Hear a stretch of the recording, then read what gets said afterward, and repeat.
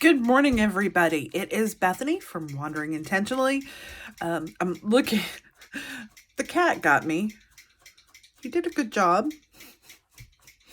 So if you're wondering what those odd things are on my face, that's where the cat got me. And if you listen, you can probably hear him in the background. All right, it is Sunday, and I did something really fun. I started it this weekend, and couldn't wait to share it, really. I started doing Instacart. Now, a lot of you know I'm looking for a job, and I haven't quite figured out what I want to do yet. I'm sort of in between. I've been applying, but just not sure which way I want to go with it. And so I said, well, I saw this video come up. If you have not checked out Princess Ninja and Keto, if you do keto, follow her. She's a straight shooter. She'll tell you exactly like it is. If you have any questions about keto, she's probably going to answer them for you. And she's great inspiration to get back on track and get moving with it. But anyway, so she does Instacart and DoorDash. And I thought, I need to get out of this house every once in a while. I've been home for a month and I'm just sort of like, okay, it is time. So I signed up for it. It's Instacart was a lot quicker for me. DoorDash, I'm still waiting on the approval. They needed a copy of my insurance for the car, and I gave them that. But I think because of the holiday, it's getting delayed. So I have not done DoorDash yet, but I will let you know when I do. In the meantime, I just this morning did my second Instacart order. Now, this is Sunday morning.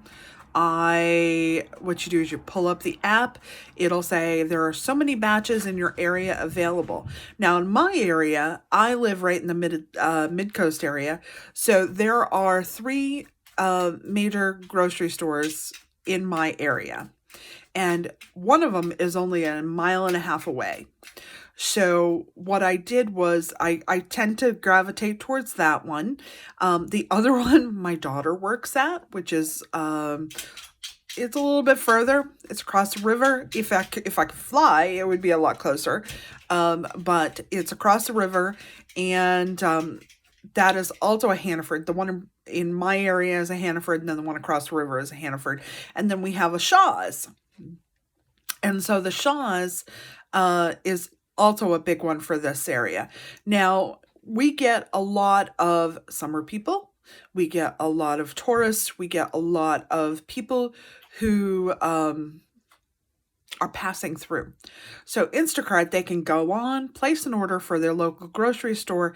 It comes up, and if you see a batch, what they call an order is a batch, by the way. That's important. If you see a batch come up, you can check and see which location it's for. Now, in my area, it may say Shaw's, it may say Hannaford. You pick whether or not you want to do that order. And keep in mind, when you're looking at this, you want to be checking. It will tell you how much a percentage you're going to make off of it. Keep in mind, you're working as an independent contractor for this. So you want to make sure that you're accounting for taxes. That's one thing. You're going to have to take your own taxes out of it. There's the gas that you're using to deliver it. And also, you're going to have to justify the time because, for instance, I had one this morning. It was a really quick order to do. I could get in, I could get out. Having worked in grocery stores for almost 20 years at this point, total. I know that store like the back of my hand. I can get in, I can get out, and I can do it really quickly. So for me, that's an advantage. And you want to be spending the least amount of time to get these done so you can get back out there and do on your next one if possible. So that order that I had this morning, because I'm just learning, I didn't realize that where the order had to go was about 10 miles out of town. Now that means that I'm going to have to figure out what my cost is going to be to break it down. What I'll do is later on, after I've gotten my first payment from them, I'll break it down. I'll figure out the mileage. I'll tell you how much I spent on it and how much I've got to put away and whether it's actually going to work. But for right now, I wanted to share that I've done, so far I've done 2 orders. The first one was a total learning experience. So when they have an item, it was for the store that my daughter works in. There's a lot of retirement communities in that area, and this was for a couple at the retirement community. So their order came in. You see it available, but choose whether you want to do it or not. I said, sure, I'm going to just jump in with both feet. We're going to give this a shot and try it. And so you have to toggle it to let it know you're going to take the order. And then you're going to go in and when you get to the store, you signify that you're at the store, and it will automatically drop you down a list. And the list is broken down according to how the store tracks their products. Now, some of these products are not always in the same place. This is where my knowledge of how things works goes a little bit better. For instance, this morning I had they wanted 2 different kinds of bagels, and one of them came up under bakery and the other one came up under bread. Now, I know that this is a store brand product, and I know that they're both in the same place. So I could go through and get them all done at once, even though it categorized them separately. And that's not them. That is actually the store that does that. And I've seen this happen before. Anyways, so as you're doing a product, it's going to ask you, after you say, okay, I've got this item. Say I pull the bagels off the shelf. I check the date. I've checked it for product. And then it will ask you to scan the barcode. So I scan the barcode on the back of it to let it know that I found that item. What it will also do is tell me if I don't have the right one. For instance, I had black beans on an order this morning, and they were Goya black beans. And there were 2 different kinds of premium black beans by Goya. Both had same size package. And so when I scanned the first barcode, it said not the right one. So I knew to look for a second one. Now, if you have a product that say it's not there. All right. It's a holiday weekend. Water is zooming off the shelves, especially flavored water. Had a customer who wanted lemon flavored water, and it wasn't there. Even though the store had signified that they had it when they went on to order it. The store will tell them whether they have a product in stock or not, if their inventory is up to date. And so in this case, it had said it did, but for whatever reason, when I went to the shelf, it was empty. Now, I knew to also check the coolers up front, because this was a product that sometimes can be stocked in the individual coolers up front. Nothing there, nothing on the shelf. There is a place to say, can't find item. So when you hit that can't find item, it will give you a substitute. If they have entered a substitute in there, you can pick that item. And it will ask, say, how many did you get? 3 or whatever. You have to pay attention to the quantity to make sure you get the right one. And then you gather your items. And as you're doing it, it will take the items off the list and say done, done, done, done, done, until there's nothing left. Or if you have an item that needs to be substituted and you can't find it, at that point you would deal with it. Now, there are produce items, which are always a question. What happens when you have a weighed item? Now, a weighed item, you're going to try and get as close to it, the weight requested, as possible. And you're going to use the scale that they have in the produce section. Now, I make every effort not to touch the food as much as possible, including putting gloves on if I have to, or putting a bag over my hand, either one. And once you've picked an item, you're going to go ahead, you're going to that say that you got it. You're going to put in the weight of it, and that will record it. It's really, really simple. And I think people are intimidated by the process. It's really not bad. And the more I do it, the more I get used to it. Like I said, this is only my second order, but I have so much fun with this. It is the equivalent to going out and doing that. Is it Guy Fieri that does the supermarket sweep show? You know, you have to go running through the aisles and grab, well, you're not running. Hopefully you're not running, but you are staying active. You're getting out there and walking. So once you have your order complete, you take it up to the register. If there are restrictions about how an order is processed, it will pop them up at this time. Each store has their own way of handling Instacart orders. So you're going to go to it'll say go to checkout, hit go to checkout. It'll pop up a list of ways to do the transaction. Now, in my case, Hannaford requests that you tell the cashier when you get in there, yes, this is an Instacart order, because the first thing that they have to do is to scan a barcode, and the barcode will automatically pop up. They will scan through the items. Now, as someone who worked there forever and ever and ever, I'm going to tell you, keep an eye on how things are bagged if you're not doing it yourself. I am very particular about it. It's just me. But I know that little bit of extra customer service of making sure that their bags get packed correctly will mean how successful you are at this, because they're going to rate how you did on your transaction.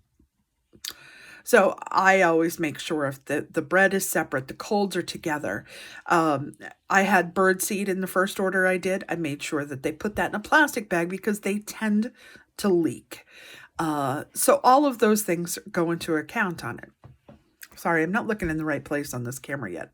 I haven't quite figured this out. Let's try this. Nope. Sorry. Okay.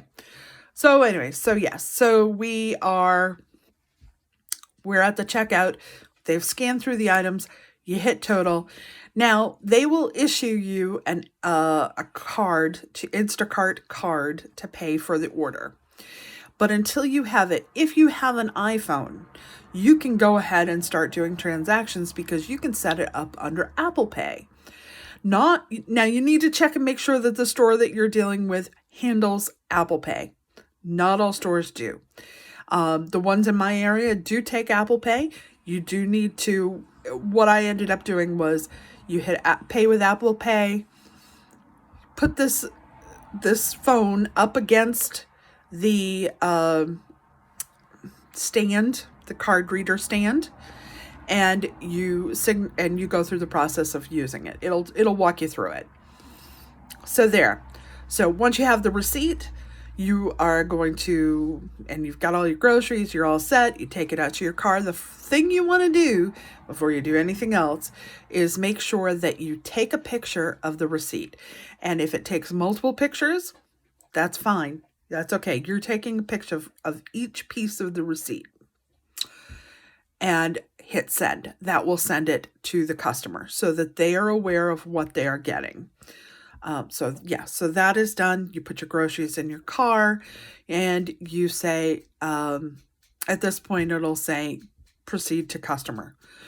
It will give you navigation if you need it. It'll tell you how long it's going to take to get there, and it will pop up, and I think it goes to Google Maps to tell you the truth, but it will pop up the directions for you in the fastest way, the easiest way. You can pick however you want to do it. Keep in mind, your mileage is coming out of this because you're an independent contractor. Wear and tear on the vehicle. All of those things keep in mind. So you want to pick the most direct route, one with the least amount of traffic, and you're going to go. When you get to your customer, you drive in, you say, I'm a customer, I'm delivering product. Make sure you take a picture of dropping off the product, because this is going to be required by Instacart to prove that you delivered the order. You've done that. Pop it off. You are all set, and you can now say, okay, I'm ready for my next batch. It's that easy. Now, this morning I had There was one order that popped up that was a really good, lucrative one this morning. It was right off the bat this morning, and I was not awake enough to go do it yet. So I think I'm going to be doing a little bit better planning on how to get that done. And then some things to keep in mind. My plan is to put some water in the car, maybe a knitting project. And if I am out there and I'm doing it, what I'll do is I'll station myself in some point between the 3 grocery stores. I may sit there and knit for a while if I'm out there. I don't live very far from the grocery store, so it's not a big deal, but this is certainly something that I can do. So, yeah, so that's been my Instacart experience so far. Like I said, I will definitely keep you updated on how that goes. I've only done 2 orders so far, but I so much enjoyed it. It was so much fun. All right, as far as my keto goes, we're going to start that for real this week. I tried to do it last week and it's been crazy. So, getting back on that horse. Like I said, don't forget to check out Princess Ninja and Keto. Another one that I like to do is Keto with Christy. And she's known as Southern Christy on Instagram. Check her out. She is awesome. There's a lot of good channels, and as I see them, I'll go ahead and share them with you. But in the meantime, I wanted to pop in and just give you all an update on what's been going on with me, and give you the lowdown on Instagram. I apologize, this is really close. I'm gonna back it up a little bit here. So, all right. So I'm just gonna put this on there. No editing this morning because it's crazy, and I'm gonna get back out there and do some more Instagram. You know what? Never be afraid to hustle. That's what my father taught me. All right, so I hope you are all doing well. Have a safe holiday weekend. I hope that you are all healthy and safe, and sending blessings from Maine. Bye-bye.